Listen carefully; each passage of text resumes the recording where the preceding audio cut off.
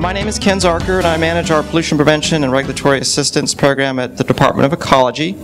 And it really is an honor for me to introduce our speaker, John Warner. I also think that this conference is really an important moment for this organization, as well as for those of us that have worked in the pollution prevention and sustainable production area, because what John's going to be talking about is this term green chemistry, which people have a lot of different meaning or understandings of what that is. But I think it's important for the product stewardship community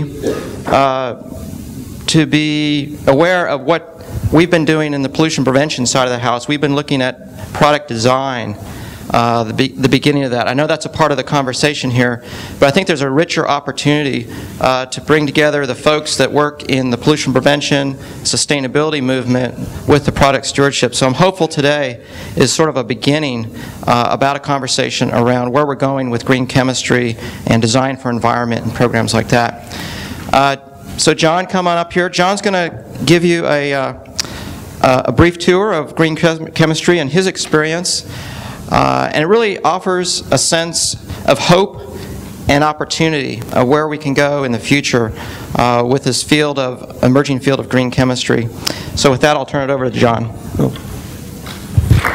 Thank you, Ken. Hello. Well, thank you, Ken. It's a pleasure to be here and to help support both organizations and everybody trying to do the right thing up here. Ken talks about hope. I'm going to talk about despair now. How can we not despair at this moment? If you think about it, you know, we're inundated. You wake up in the morning, you turn on the radio, you watch the news, read the newspaper, you hear reports of babies exposed to cancer chemicals, household dust and toxic materials, psychologists doing wildlife bad things. You hear about all of this nasty. How can we not despair? You watch Al Gore's movie, and at the end of it, how can you not despair? Why are we in this situation? Why? The first question I really think that we should be asking, that we're not really asking, is why do we have these hazardous materials? Why in the world would somebody synthesize a dye that causes cancer? Why in the world would somebody synthesize a plasticizer that causes birth defects? Why in the world would somebody make a material that's going to get into a watershed and hurt wildlife? Why do we keep doing this over and over again? If we really, really want to solve this problem, we got to go all the way back to the beginning and figure out, why does this happen in the first place? There's Herculean efforts, the people in this room and around the world that are protecting us after these things happen. But why do they first happen? All right? I am a Ph.D. synthetic organic chemist who works for industry. I'm the person who makes these things. Why in the world would I make these things? So maybe the question that we have to ask is not how we make the products, but how do we make the chemists? Because if it's the chemists that are inventing the materials and are doing this, how in the world does this happen and how can we stop it? All right, and so that's my discussion today. And I want to talk about the synthesis of a chemist. Okay? All right, now, I'm going to go all the way back to the beginning. All right, once upon a time, a long time ago, it's south of Boston, this town called Quincy, Massachusetts, the birthplace of 2 American presidents and 2 Nobel Prize winners. My mom, with a large Sicilian family with 11 brothers and sisters, all carpenters, plumbers, electricians, grew up and had a kid named John. I had 35 first cousins within a 1-mile radius growing up. Okay? And I shocked the family by saying, I think I'm going to go to college. They go, what? Professional student, your brothers have perfectly good jobs, and so we kind of didn't have a normal relationship with higher education. There was a little bit of mistrust of that whole process. And so I made a deal that I would work full-time in construction while I went to school, and I went to college. But the crazy thing is what I went to college for. I went to college as a music major. Okay, what a disappointment. Okay, and so I actually had a band. Now you got to understand, understand, I had no interest in science. I absolutely had no idea what the whole world was about as far as that's concerned, but I had a band called The Elements. Okay? Not carbon, hydrogen, nitrogen, oxygen. It was a Rubik's Cube, a little glass ball. Okay, it's the early 80s. Okay, we thought that those were the elements, all right? And, this band was not so bad, okay? We were playing 3 nights a week at different clubs and things like that. We had a recording contract. In fact, if one Wednesday evening at 1:30 in the morning you listened to WFNX in Boston, they played one of us. So we were on the radio. So things are actually going fairly well. And disaster happened, and the drummer, one of my closest friends, of course, ends up getting leukemia, and over the course of 6 months, he passes away. Okay, so now I'm a student at UMass, a music major, spending 60 hours a week playing in a band, doing all of this stuff, working full-time. I'm taking my gen ed courses. You have to take a math course, you have to take a science course, a foreign language course. So I was taking chemistry as my filler for science, and all of a sudden, I've got this open space in my life. And so I'm taking my teaching lab, and this professor, J.P. Anselm, is instructing the lab and comes walking up, looks at me, walks right by me, and goes to the kid next to me and says, "Would you like to do research in my lab?" Now, I overheard the conversation. I said, I got time on my hands. What the heck is that all about? Can I come? And I followed him into the lab, and when I got into the research lab, it was like the parting of the seas, the dawning of the light, whatever metaphor you want to use. I realized that I had no idea that chemists create things. To me, because all my life I happened to be marginally good at music, I was in the camp that called themselves artists. And there were two things in life. There was artists and there were scientists. And you either fall in one of those two different sides. We love that polarization in society, left brain, right brain, positive, negative, whatever. So I obviously classified myself as one on the art side. But when I realized that the whole thing about taking atoms and putting them together and making molecules, I actually had this image in my head of ramming my brain up with these electrodes, sitting at a piano and composing a piece of music, then going to a blackboard and drawing a molecule to solve some problem. And I said, I bet you the same neurons fire. That this word that we came up with, art, and this word that we came up with, science, is a human construct that has no real relationship. When a human being creates, they create, and it really doesn't matter, those words.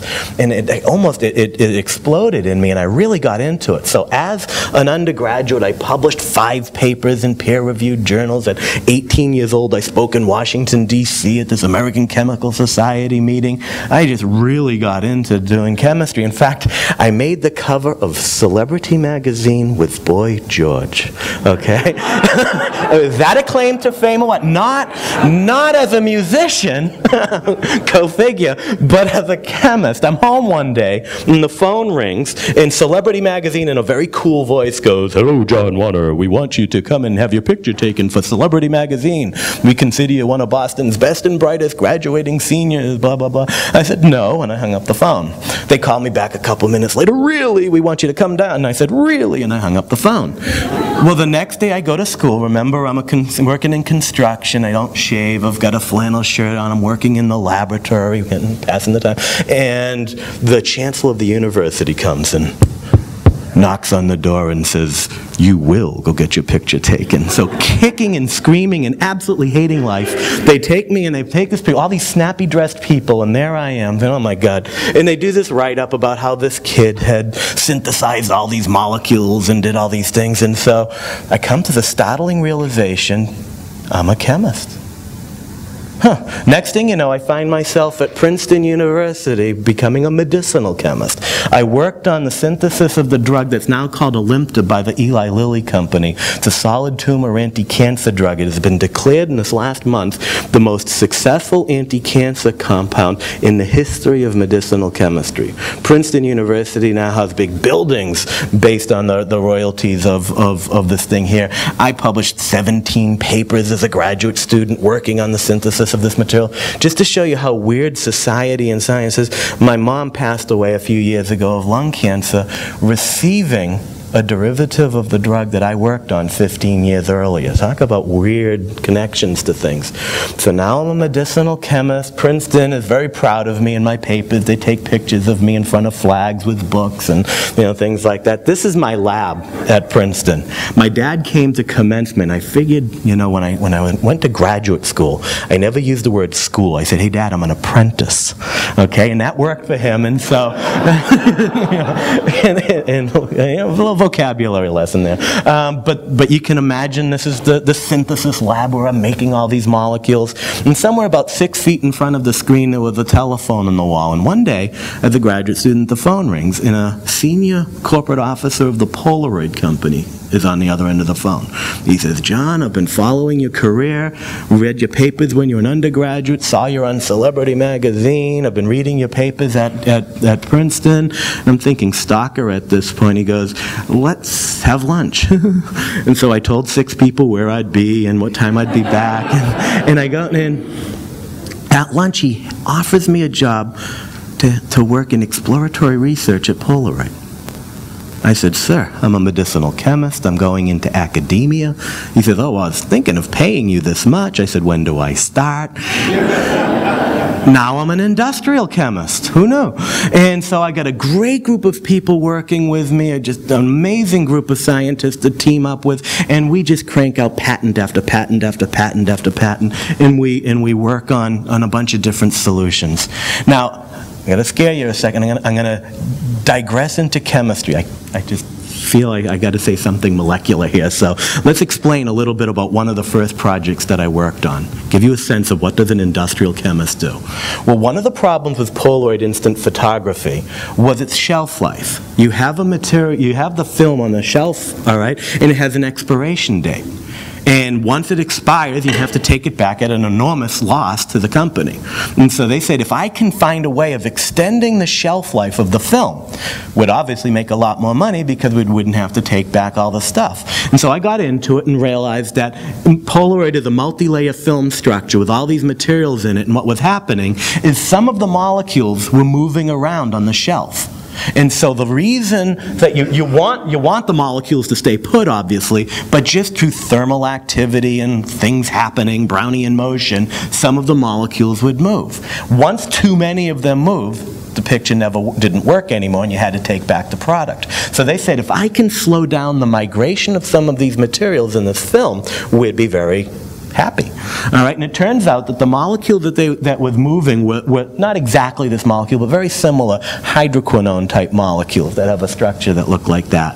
Now, I know everyone here isn't an organic chemist, so bear with me just for a couple slides.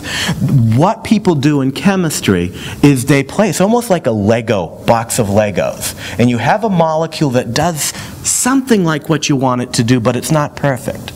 And so what you got to do is you got to play games. You've got to put another group on it, another group, take apart the Legos, put back the Legos, do whatever you need to do to create this molecule that does work. And so what people had as an idea, okay, this is moving around, so let's put another group on the molecule that acts like an anchor, so that it stays put in the film. But then, by the function of taking a picture, when you push up your finger on the shutter button, certain chemical reactions occur that will come and break that bond. And so that the idea, the philosophy was they would break this bond and essentially free up the molecule, so then it would only move after you took the picture. And so people were working on this for years. Kodak, Fuji, Agfa, everybody. The idea was, this is kind of good, but now here is the insight of a synthetic organic chemist. What they would say is, oh, that's interesting, but ooh, that would be better, and oh, how about if we put this over here, and oh, what if we do this thing here, and oh my, we'll put this. And so what started out was an incredibly simple problem. You've got hundreds of chemists making derivative after derivative after derivative, and now you've got 350 molecules that you're testing and all the different perturbations. This ends up being something like the final product, the most expensive material in Polaroid instant photography, and it still really didn't work. All right, and so I said, there got to be a better way. We're starting with a simple molecule like this, and we're doing all this crazy work. We've got this group, we've got this group, we've got this group, we've got this, all of this added stuff, the synthesis, the solvents, the energy, the reagents. My God, this is so damn expensive. Wait a minute, I'm a medicinal chemist. The way physiological systems work isn't through this complicated chemistry. It really works by a system in which the hydrogen bonds and the different intermolecular forces control molecules through tiny, tiny crystals. Okay, and that there's things in nature that happen that are much less complicated. And so, for example, if you think about it, we store glycogen in our liver cells as little teeny crystals that dissolve.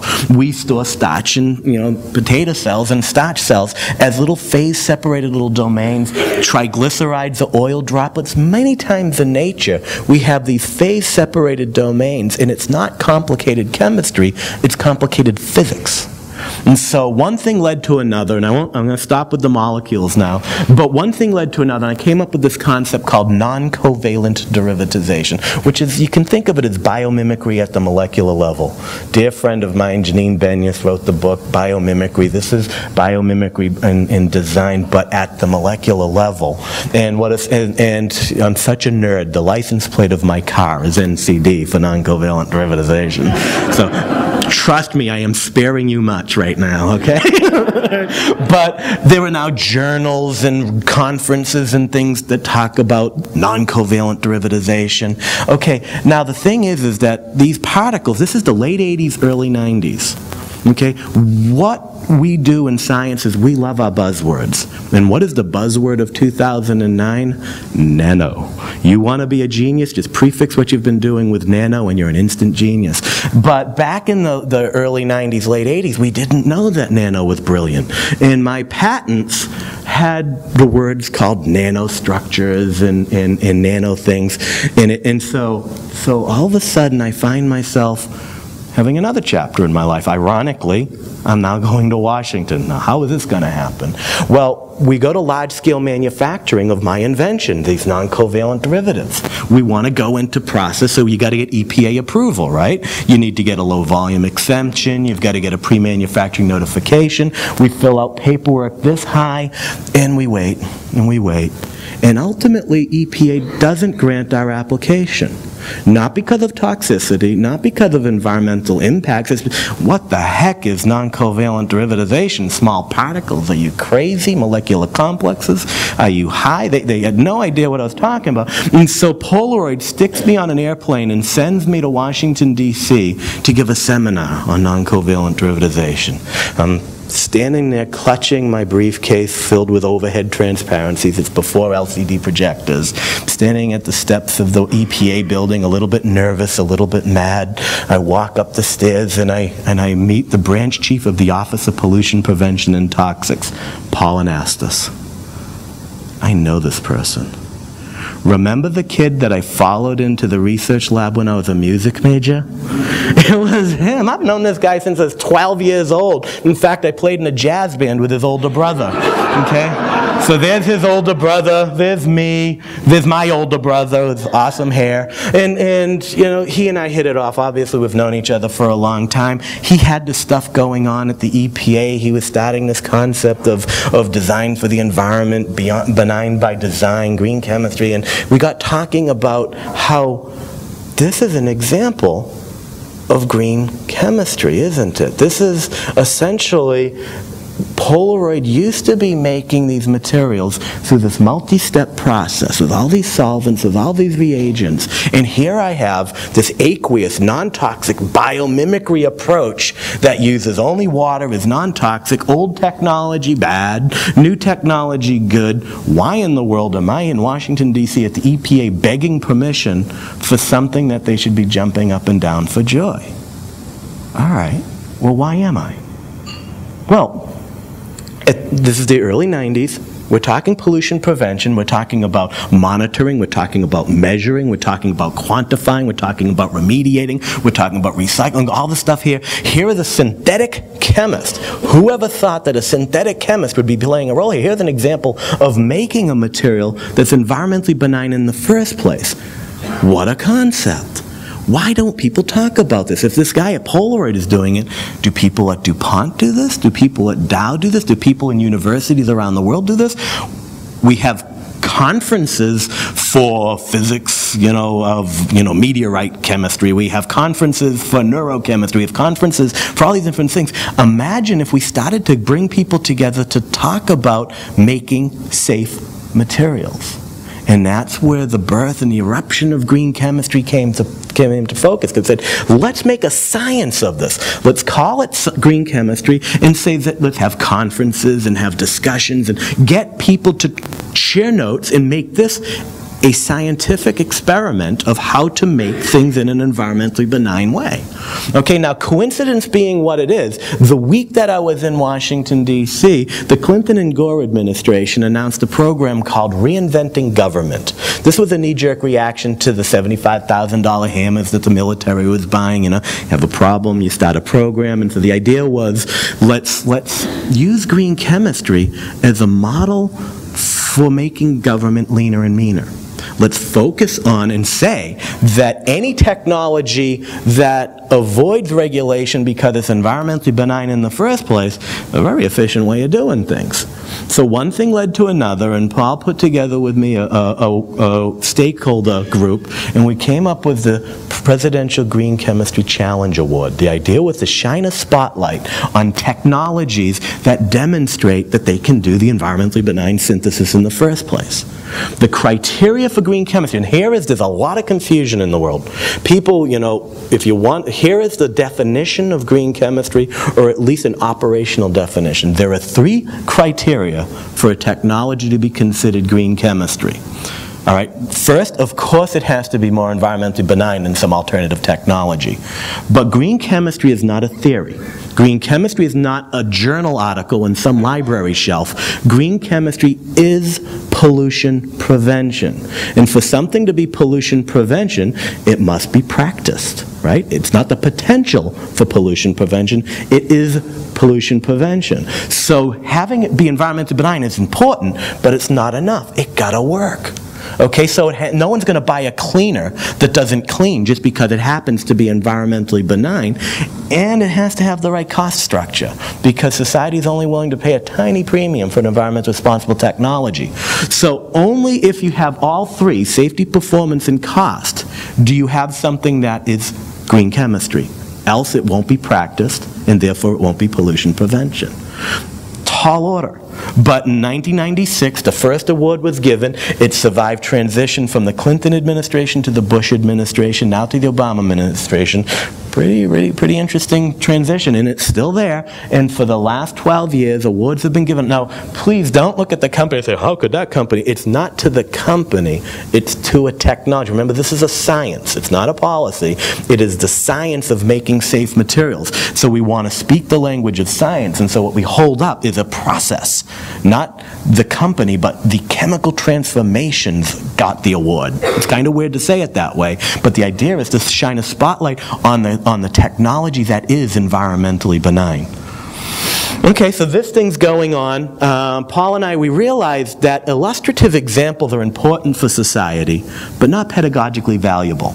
You know, in a different version of this talk, sometimes what I do is I put up a bunch of different Russian poems. And I say, this Russian poem is a wonderful example of alliteration in Russian poetry.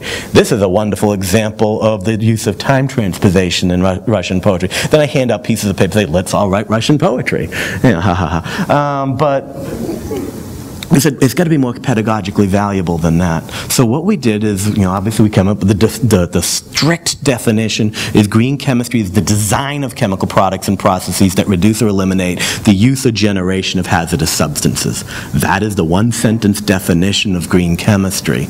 Okay, and for it to be practiced, it's got to have cost effectiveness, and it has to be product performance. Well, we decided to write a book. Had I thought anyone was ever going to read this book, we would have written a better book. But the book that we wrote is called Green Chemistry Theory and Practice. And we've been staggered. It's been translated now into something like 14 different languages. It's all over the place.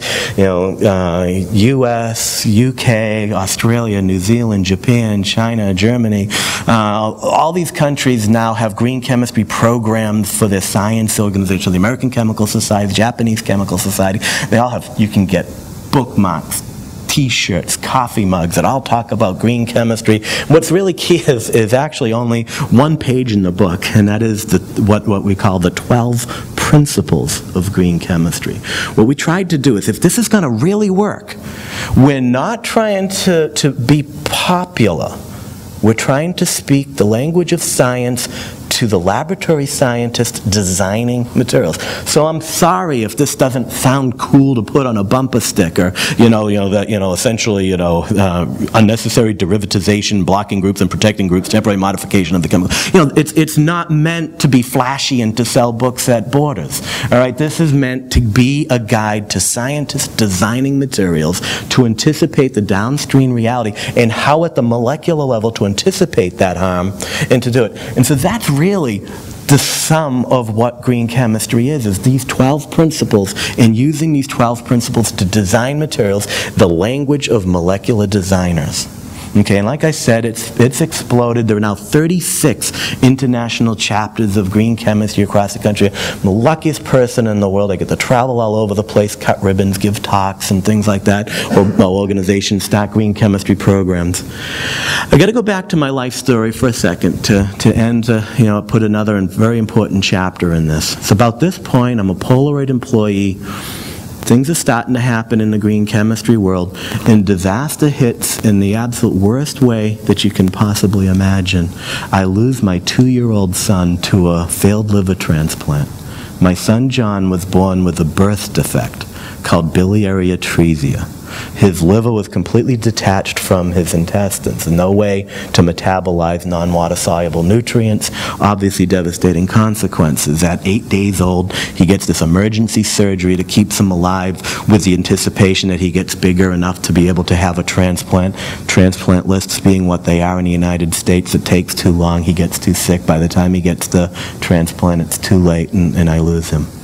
All right, this is a birth defect that nobody knows the cause of.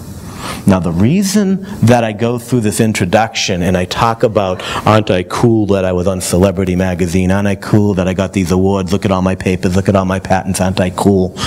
Imagine how I felt the night of my son's funeral, staring at the ceiling, asking myself, I wonder if something I used, something I worked with, caused my son's birth defect. What if something I got an award for was the cause of his disease and ultimate death?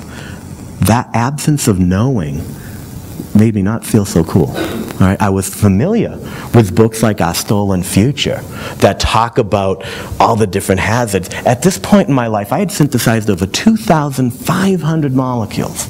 Probably one of the most prolific synthetic organic chemists my age on the planet. All right? And I realized I had never had a course in toxicology. I never had a course in environmental mechanisms of harm. How could I be so successful as a chemist and have no idea what makes a molecule toxic, what makes a molecule hazardous, okay? I'm familiar with these certain things, the anecdotal stories. Chemists have certain higher incidence of tumors, elevated breast cancer mortality among chemists. All these reports, how is it possible that I had 4 years of undergraduate, 4 years of graduate school, I never had a discussion, I never had a seminar, never had a course, had nothing to talk about the hazards of chemistry, and here I am, a Ph.D. in chemistry. In 2004, in the United States alone, we graduated 10,000 undergraduates in chemistry, 1,800 masters, 1,900 doctoral students. For the first time in history, in 2004, more women became chemists than men. What in the world could be more important to the field of chemistry than understanding hazards, toxics, reproductive hazards, and things like that? Yet, to get a PhD, I got locked away in a room and had to demonstrate that I could translate an article from French to English or German to English. Had to take a test, and only if I could prove by test that I could do that would I get a PhD. I have over 150 patents and papers in my career thus far. I have never translated an article from French to English or from German to English. Yet I'm told that there's no room in the curriculum for toxicity. To get a degree in chemistry, not one university on the planet requires any demonstration or knowledge regarding toxicity or environmental impact. Not one. Okay? Take your favorite university, go on their website, find the courses that are required to get a degree. I'll give you a nickel if you show me one course. Now, we're not talking about the mandatory law-required course that says that we're going to label our hazardous waste this way, and this is what we're going to do when we wear the gloves. And there's a difference between protecting oneself. That's important. It's happening. But understanding what makes a molecule hazardous is absent. Why do we have dyes that cause cancer? Why do we have plasticizers that cause birth defects? Why do we have materials that cause global warming? Why do we have... You think this might have something to do with it? The people inventing the materials are clueless as to the mechanism of why these things happen. There is a field called toxicology that understands these mechanisms. It's not part of our curriculum as material scientists. People who make stuff don't learn it. So obviously this epiphany, filled me up, and Polaroid being this wonderful place gave me all kinds of reinforcement and support. I left and I went to UMass and I started a Ph.D. program in green chemistry, world's first degree in where students could come and actually get a Ph.D. in green chemistry. Everything that's in a normal chemistry program, nothing taken out, but added to it a course in toxicology, a course in mechanisms of environmental harm, a course in law and policy. So add a bunch of courses to give them that ability to work with industry. Now here's the key, it's not a new job. It's not to say hire green chemists because they're going to help you. It's people that are going to get the same jobs that they're already being hired, but add a level of understanding of this to value add. I had over 120 students as a professor for over 10 years. The average time it took one of my students to get a job, 3 days.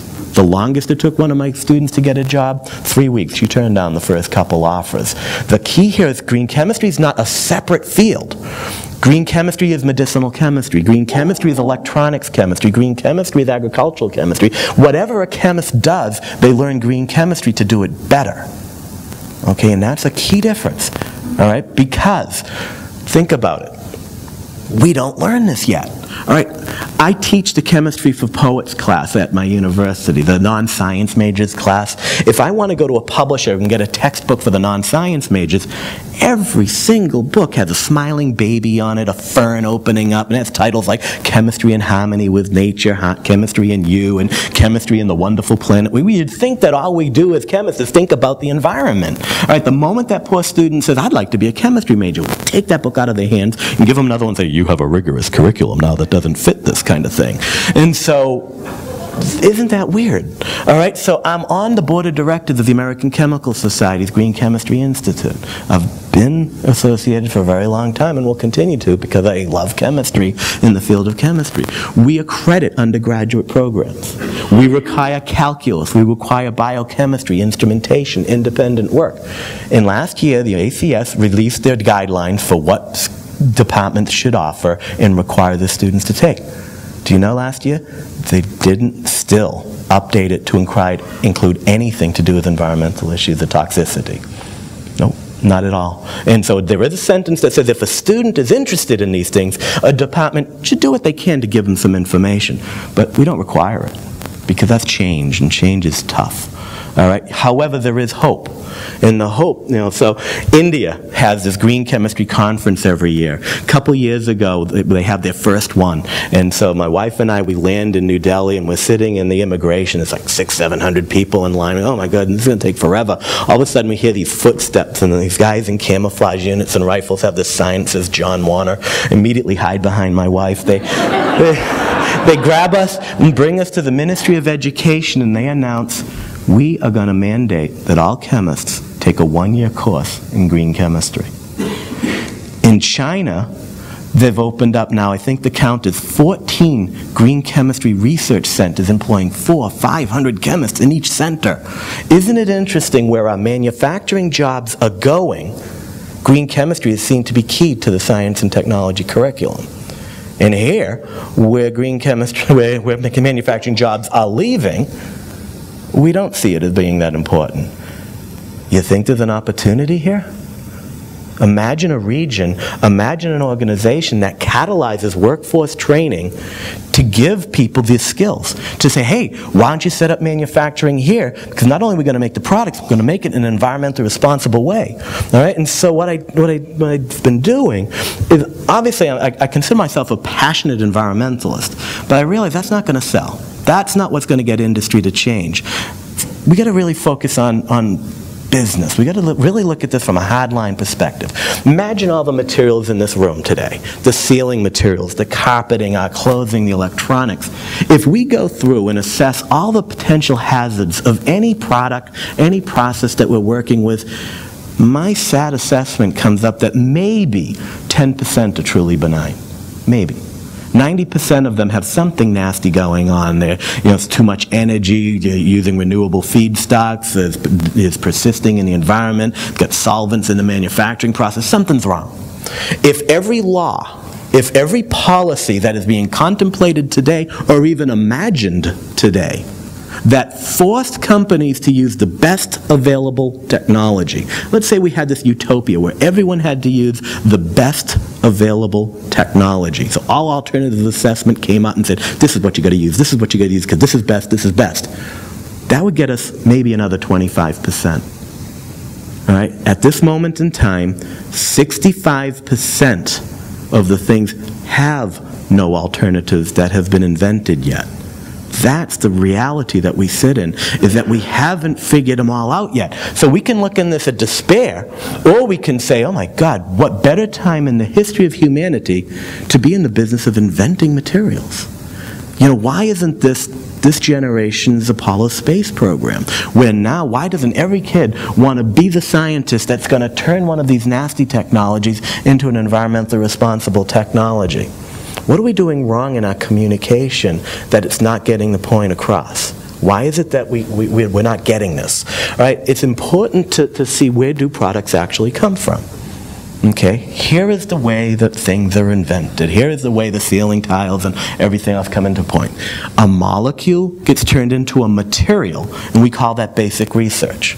Materials get turned into components, we call that applied research. Components get turned into devices, we call that development. When we turn devices into products, we call that manufacturing. What do we need to do this well? We need to have good performance, we need to have good economics, and we have to worry about the social impact. Isn't that my definition of green chemistry? That's what I mean by it's not some other thing in left field. It is good product design. Because now, more than ever, and in an increasingly progressive way, the environment is getting factored in more and more. Are the molecules from depleting resources or renewable resources? When you're done with your product, does it persist in the environment or to degrade into innocuous materials? When you manufacture it, when you sell it, when you use it, who is in the best position to mitigate the implications of human health and the environment? The scientist who developed it in the first place. All right? That person. Back in ancient times, when an architect designed a building, when they took away the supporting struts to see if the building was going to work, the architect was forced to stand under the building, so they would be the first one to know if their design was wrong. Architects have to maintain a license. Lawyers have to maintain a license. Teachers have to maintain a license. Doctors have to maintain a license. Chemistry, with its profound implications on human health and the environment, have no licensing. There is no universal board just to define what a Ph.D. means. Every university can define what a Ph.D. means by whatever they want. So the people that are out inventing the materials have no knowledge of this. Now what I'm saying is, although that's dangerous and that's bad and that's horrible, at this moment in time it's also an opportunity. We got to fix this. And those regions of the country, those places on the planet that figure this out and catalyze this, have a moment to be first adopters of this, to actually to do some transformational things for their society, not just the technology. Because the point is that policy, so Governor Schwarzenegger, we've got Jeff Wong in the room. You know that California's been doing some amazing things in green chemistry. They should be applauded for the wonderful work of the DTSC and what's been going on. I was lucky to be part of that process. They had me chair their science advisory panel, and I was very proud to be part of that. chemicals policy is a critical part of this picture. Obviously, we have to look at the hazardous materials, identify the hazardous materials, and create legislation to ban or prevent them from getting out and getting exposed to human health. Policy is a critical part of protecting human health and the environment, unequivocally. However, it's only part. Because again, if you have all the policies, but you don't have the alternatives to actually introduce, to replace, then most legislative processes are going to say the best available technology, and it'll end up being something of a license to use the nasty. All right? And so what we need to have is we also have to look at the supply side of this equation and have armies of scientists coming up with the alternatives to make the legislation actually work. And although we're doing, I agree, not enough in chemicals policy, we're doing nothing in the supply side. And until we start addressing that to give legislative processes some teeth to actually say, here are the alternatives, we're kind of stuck in a rock and a hard place. Now, I'm not saying that green chemistry is the birth of some ethics. All right? I believe that my mentors throughout my career were good, passionate human beings that cared about human health and the environment.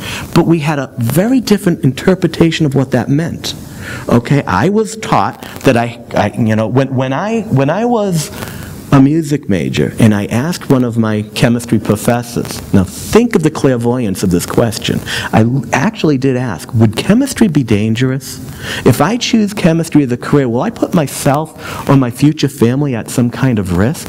Do you know what the answer was? If you're asking yourself that question, get another major.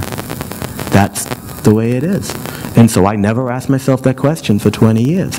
Why? Not because we don't care, but we rely on other mechanisms to protect ourselves. We wear gloves to protect our skin. We wear masks to protect our lungs. We wear goggles to protect our eyes. We install scrubbers and filters and smokestacks, protect the air, the land, and the sea. We believe that we can create some cycle. We can put a circle around the flow of materials, and as long as we keep it within our control, it's okay to use the nasty, because we are so good as humans that we can control mechanisms to keep them in some loop, some mythical loop, that although it's dangerous and it's nasty, we know that we are so certain it'll never get out of this loop that all is well. Now I bet you that would be the conversation they had the day before Bhopal.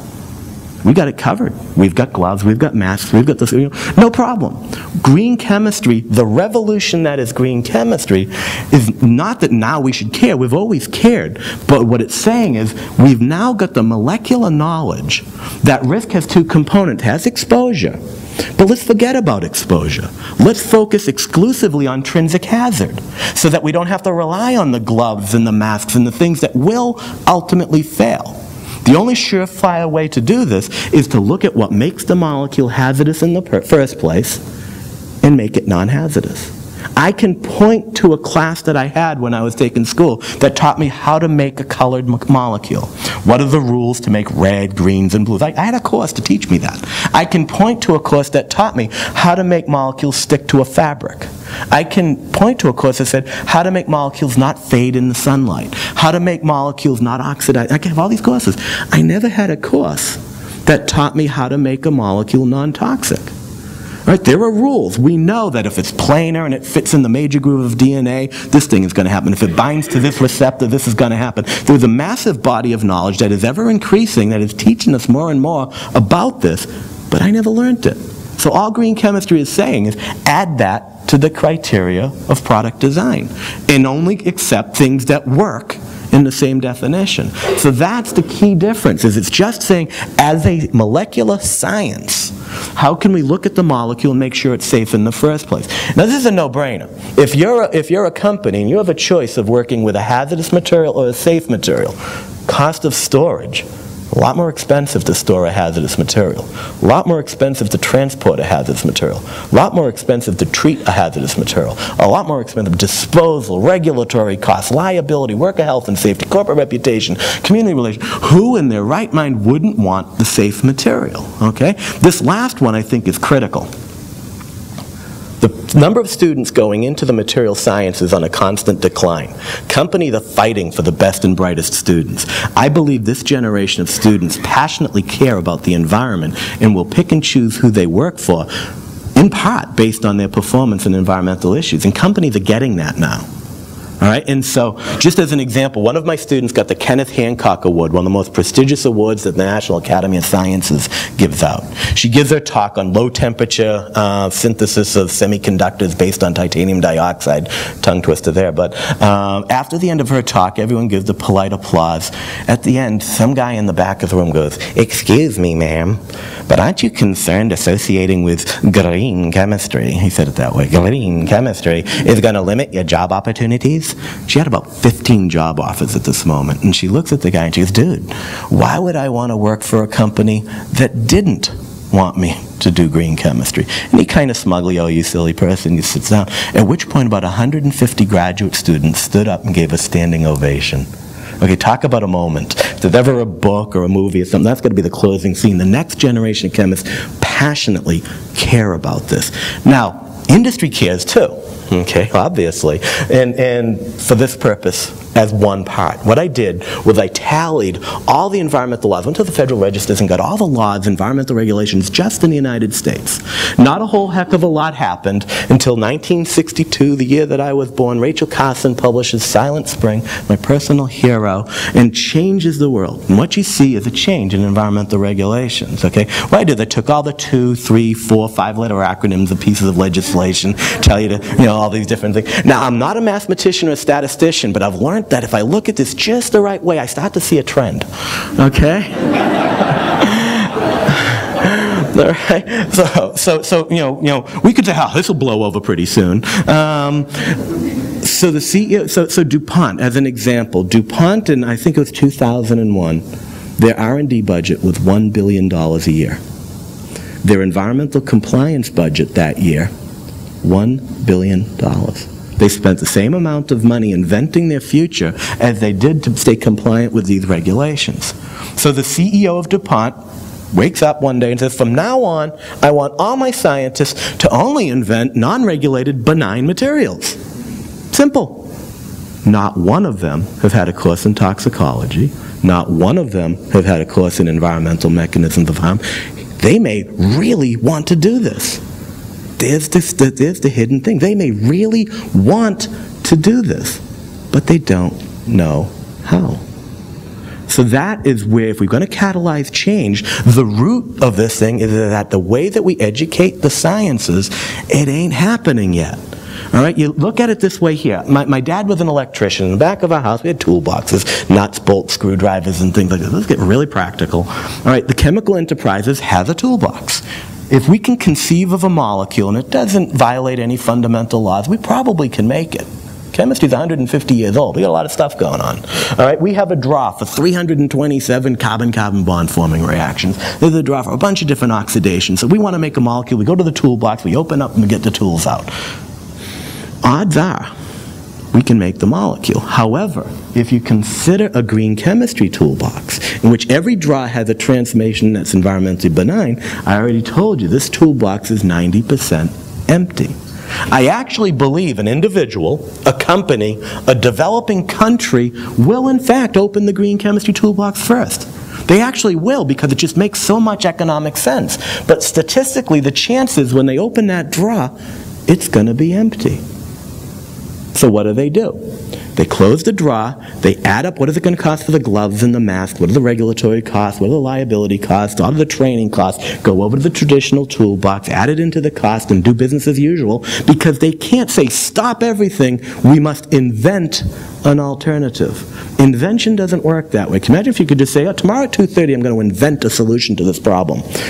Invention can take years, may elude you forever. And so because of the way our industry is designed, for better or for worse, the reality is they don't have the luxury of stopping everything to invent an alternative. And we have a structure in place to allow you to use the nasty as long as you play by the right rules. So wouldn't it be better if when they opened that toolbox in the first place, they found the tool? How are we going to do that? There's hope. There is a bill in Congress. It's called the Green Chemistry Research and Development Act. It passed the U.S. House by something like 412 to 12 last year. It's still in the Senate. It failed in the Senate twice, not because of anything to do with green chemistry. It's not a lack of support. It always gets piled on. I don't completely understand politics, but it gets about 27 other bills rammed on top of it, and at the 11th hour something goes wrong. It hasn't gone through the Senate yet. Nanotechnology in the last 9 or 10 years has received over $10 billion in U.S. funding. This is asking for $700 million. Tom Brady, the quarterback of the New England Patriots, will earn more money than this bill will allocate in its lifetime. Okay, just to put it in context, okay? But it's a start. It's a directive to the NSF, the NIH, the DOE to put together programming for green chemistry. Now, why is this important? All right, one thing again, nanotech has received $10 billion over the last few years. Name a college, name a university that doesn't have a nano center, that doesn't have a nano program, that doesn't have people getting, nano is everywhere at every university. Why? Because they love nano? I'm not so sure of that. Why? Because they get $10 billion to go up and get funding for. Imagine the change that could happen in our society by having a similar amount of money for green chemistry. That's the dream and the hope. So although this is only $700 million, at least it's a start. Now, I want to take the time to make sure you understand why this is so important. If I want to get a grant, let's say that I want to get a grant. I believe that a plasticizer in the plastic coating of this object here causes birth defects. If I want a grant to prove that that plasticizer causes birth defects, there's a few grant programs that I can apply to get the molecules injected into bunnies and birds and things like that and have them die horrible deaths and demonstrate, look at how bad the stuff is. I can get funding to do that. If I wanted to invent a new plastic that was space-age, even better with nanomaterials in it, there are all kinds of different grant programs that would allow me to get funding to make a new material. Now, if I said in my grant, I want to make an environmentally benign material that doesn't use nasty plasticizers, you would think that would be awesome. And in fact it is. The toxicology people say, wow, finally somebody is going to make a material that doesn't use these nasty materials. But our job is to fund toxicologists that study the effects. This isn't what we fund. We're already funding less than 10% of the people applying for grants. We can't go and fund for this. Let the synthesis people do it. The synthesis people say the exact same thing. Wait a minute, this is a toxicology thing. We're only funding 10% of the people that are asking for our money already. We can't go branch off into something else. And so although everyone loves it, although everyone thinks it's great, it ain't their job. And so we need to have specific funding called green chemistry, not because we have to force people to do it, but sadly that is the mechanism that works in our world, especially in the United States federal government, until there's programming that has the words in it, and program offices that know what it means to allocate the money, we're going to be stuck. And so that's why I'm really hopeful that this eventually goes through. But states are doing wonderful things. Michigan, just, the executive directive from the governor of Michigan, promotion of green chemistry and sustainable economic development and protection of public health. See, the key word there is and. It's not or. It's and. It's recognizing that if this is the missing link to competitiveness in the marketplace, then maybe protecting human health is a mechanism to also create jobs and attract manufacturing. All right. California, similarly, again, you'll hear from Jeff Wong later, he's done amazing work in doing similar things. This next picture is going to scare you. Brace yourself. In 2004, I was named the United States Presidential Award for Excellence in Science Mentoring. Guess I was the science professor of the year, and I actually spent a half an hour in this guy's office. Okay, I don't know which one of us looks more scared. Okay, but the key here, I don't believe for a second that this was to John Warner. Okay, I believe that green chemistry, whatever the process, people picking and choosing who gets this award, they say that green chemistry stuff is good. This guy John Warner, he's a convenient name. Let's do. But I really do think that this was not to me. It was a recognition of the field of green chemistry. All right, now think about it. I'll take that off. Vice President Gore gave me this award called the Hammer Award. It's a little pewter hammer pin, and the $75,000 hammer for reinventing government. Then I get an award from President Bush for science. the beautiful thing here is this is an apolitical thing. All right? A molecule isn't a Democrat or a Republican. A molecule's not a liberal or a conservative. A molecule's a molecule. And so the key here is to not politicize green chemistry, but keep it in the world of science and competitive advantage in that. And as long as we keep it in the mechanistic world of that, we can grow and grow just like nano. But the moment, because whoever thinks of the politics of nano, all right? But because green chemistry is so fundamental to our economy, but it has been brought into the political arena, it's now not seen in the domain of science, and we now have to struggle to get that funding.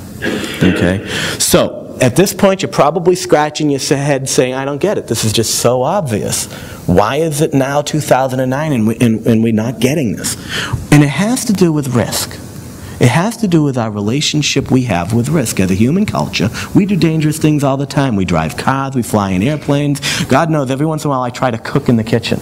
Talk about danger. I take out the knife, it starts flailing, I'm chopping at the vegetables. It's absolutely inevitable. I'm going to slice my fingers open, drop on the floor in the fetal position, cry like a baby, but I accept the risk of using the knife because that's its job. It cuts things. If it cuts food, if it cuts me, I get it. If I cook on a stove, I will burn myself. But I accept that because the job of the stove is to burn. It cooks things. If it cooks me, I get it. Chemistry is singularly unique in that cause and effect doesn't necessarily apply. If I want to synthesize a red dye, you ready for this? I need to take 6 sp2 hybridized atoms, link into in a conjugated way with 2 or 3 double bonds or triple bonds, an electron donating group on one side, electron withdrawing group on another side, dissolve in the appropriate solvent and absorb in the electromagnetic spectrum at 650 nanometers. It took me 8 years to learn to say that. The fact that it causes cancer, what? A knife cuts, a stove burns, red doesn't cause cancer. My molecule that is red causes cancer. I wanted it to stick to a fabric. I wanted it to not fade in the light. I wanted it to not oxidize in the air, and I succeeded in doing that. No one told me to make it not a carcinogen. I wasn't trained to think in those terms. If I were trained to think in those terms, I would do it just like any other task. It's not that I choose not to, I haven't been trained to. That's the key here, is that it's absent from our criteria. Okay, but it's even more complicated than that. All right, CNE News, the chemistry trade magazine, asked me to do a guest editorial a couple years ago on green chemistry on Earth Day. I titled it Unintended Consequences. I wanted to invoke, okay, the carcinogenic dyes and the plasticizers, but what I actually did is said, what if we do such a good job scaring society about chemistry and the dangers and hazards that no one ever becomes a chemist? What if all ethically minded students choose other careers and there's no one left to invent the alternative? Wouldn't that be the worst of all unintended consequences? But it didn't matter. So this was pro-industry, pro-chemistry, rah, rah, rah. There were about 10 or 12 letters to the editor that came back after I wrote this. It didn't matter. They didn't even read the article. You say green chemistry to certain people, and it's like waving a red flag. All of them came back, you baby, I used to gargle in benzene, and stuff like that. Check out this letter that was published. We should not lead our society to think that chemists should be able to develop non-toxic materials. If you're asking yourself the question, get another major. That is the prevailing thinking in 2009. Chemistry must be dangerous. It's one of those fields of endeavors where that's just the way it is, but no problem, because we are so damn smart, we can come up with ways of coming up with cycles that are going to encapsulate the materials or material flow processes that will allow us to use the nasty, but we're so good, we'll worry about the exposure. And what green chemistry says is stop it and look at the intrinsic material in the first place and make it safe. All right, and so I left UMass, I left academia, and 2 years ago I decided I got to play by the same rules as industry.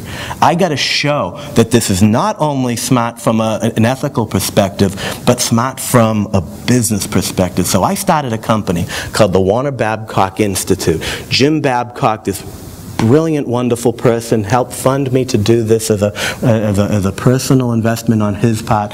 I've started this company, started a nonprofit organization called Beyond Benign that's doing K through 12 outreach. We're located in Wilmington, Massachusetts. I won't go into this. It's a 40,000 square foot research facility with dozens of Ph.D. and other highly trained scientists inventing technologies. The resources are to kill for. They're the best. Honest to God, now I designed it so I am a little bit biased, but it's the best research lab I have ever stepped foot in my life. It spare nothing. It has got everything in it to invent and make materials. But the place is irrelevant. It's the people that are working there.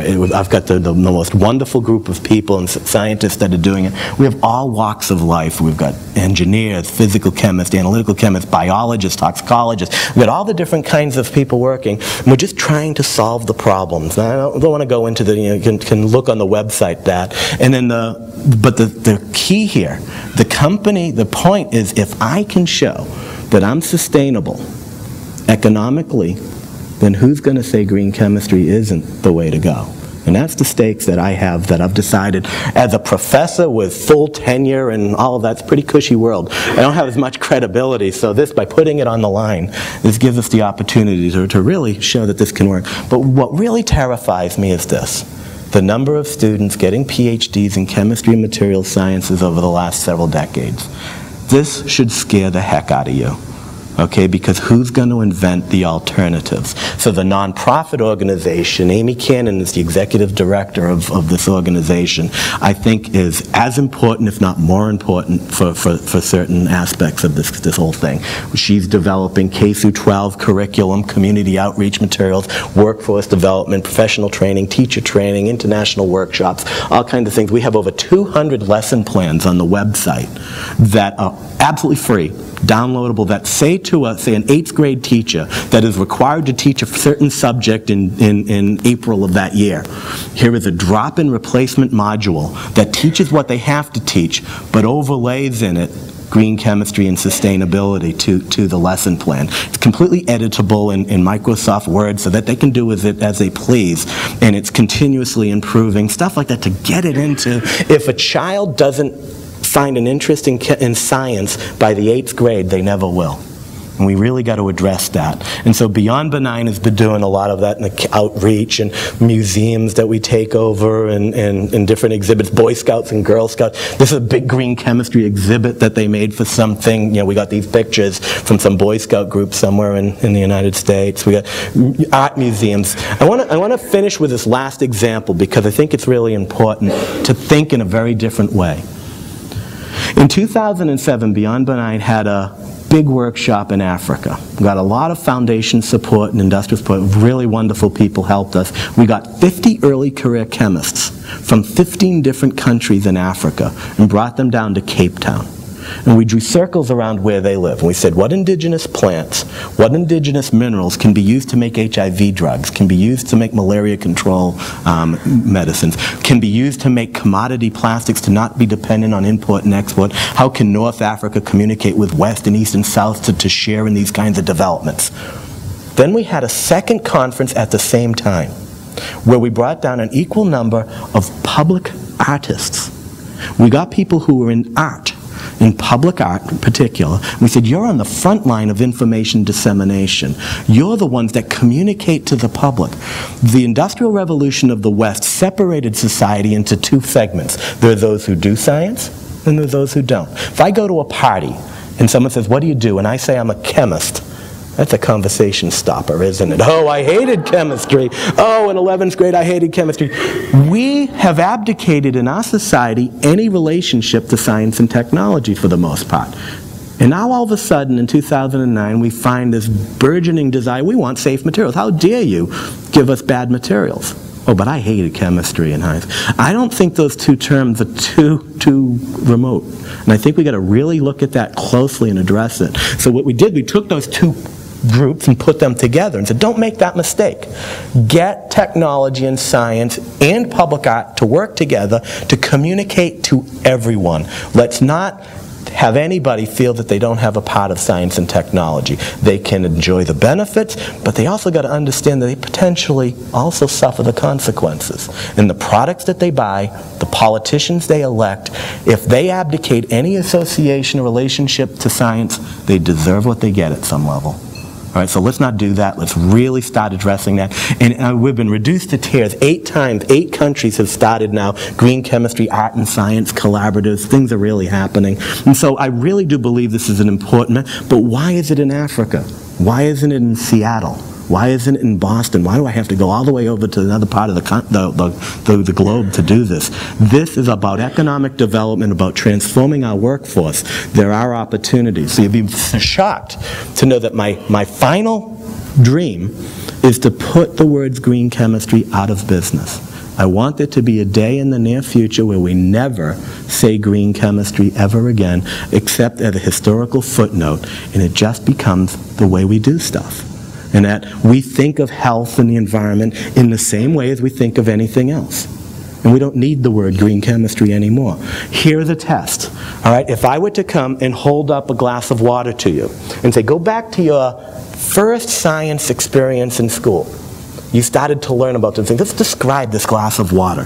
It's a liquid. It's colorless. It melts at 0. It boils at 100. Running out of the easy ones. Isn't it weird that in our society today, no one would say it's not toxic. It's negligible impact on the environment. For some reason, that's not part of a description of materials.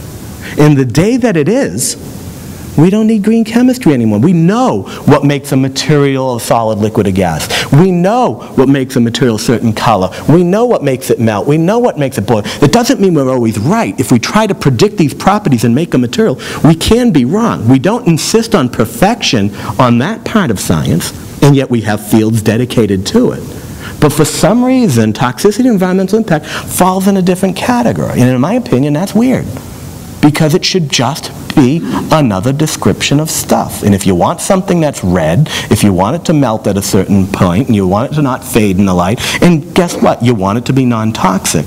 Once we just accept this as part of science, part of what it is that defines a material, we don't need green chemistry anymore. I dream that's going to happen. I believe it's going to happen. I am 100% optimistic this will happen. I just don't know how long it's going to take. Is it going to be 10 years? Is it going to be 50 years, 100 years? How much time do we have? I can't imagine a day when we go, oh, let's stop this nonsense and go back to working with nasty. I think that we're pretty safe that it's going to happen. I'm terrified about how long is it going to take.